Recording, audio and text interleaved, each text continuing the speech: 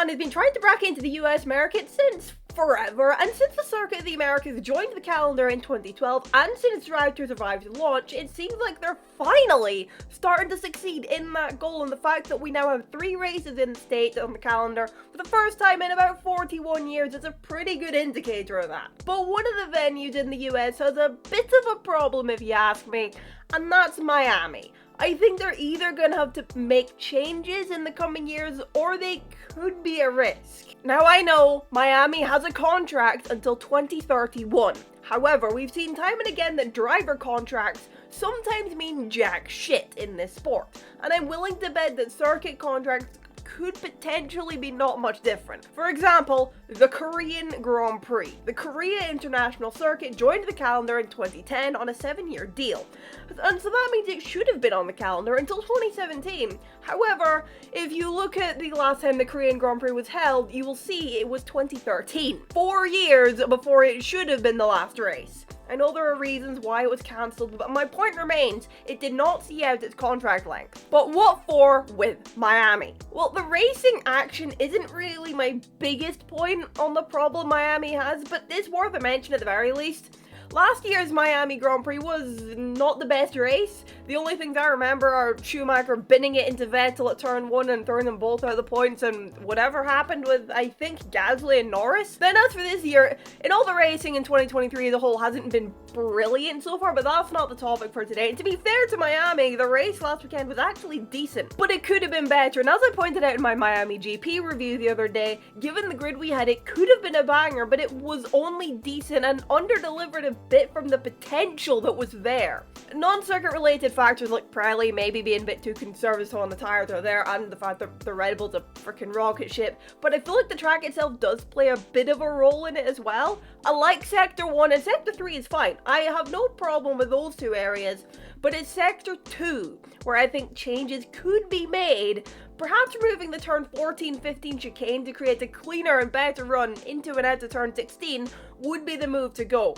That could set up for better battles at Dune into and out of turn 17 that could then continue onwards Dune into turn 1. I'm no circuit designer, by the way, as if that wasn't already obvious, so I could be speaking complete and utter bullshit here. And again, the only has so much space to work with, again, it's a temporary facility around the Hard Rock Stadium. But thoughts? But another and probably the bigger problem Miami has, Vegas. Las Vegas is looking like it's going to be spectacular, and honest to God, I cannot wait for that race. Come on, it's a street track and it's a night race. I love those two things on their own, but together, it's heaven. Anyways, I think with Vegas, there could be a bit of a thought of, could it be a wake-up call to Monaco? Could it threaten Monaco? But in my opinion, if Vegas is gonna threaten any race, it's Miami.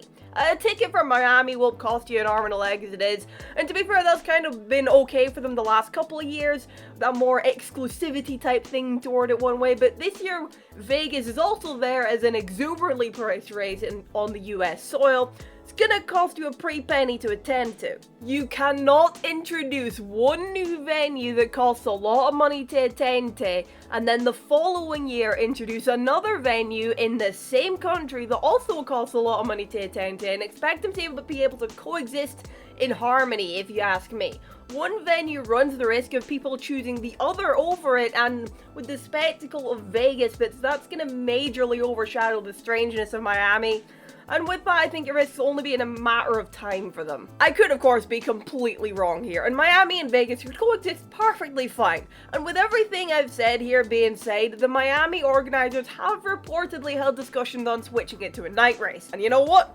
As shitty of a time as day or night that I'll be on here in Europe, you have my attention, Miami. I don't see what that could do to help anything, and if anything, it could maybe risk the Miami Grand Prix becoming a bit too similar to Vegas. Just think about it, a race that's expensive as hell to attend to, and being shown as a bit of a spectacle around it on US soil at a temporary track that's around a place of note in the city it's held in. Then for Miami, you add on the night race aspect possibility Vegas already has, and the potential of Miami maybe having to switch it to a Saturday night race like Vegas if they do make it at night, in my opinion anyways. You add all that up for Miami and you come with basically what you'd get if you ordered the Las Vegas Grand Prix off of wish.com. I am not saying we shouldn't have 3 races in the US, by the way. It's a massive country, I get that. I'm just saying that one of those, Miami, has problems if you ask me. Anyways, do you think there should be any layout changes to the Miami International Autodrome? And do you think Las Vegas could threaten Miami? Also, what do you make of Miami as a night race? Is it a yes or a no from you?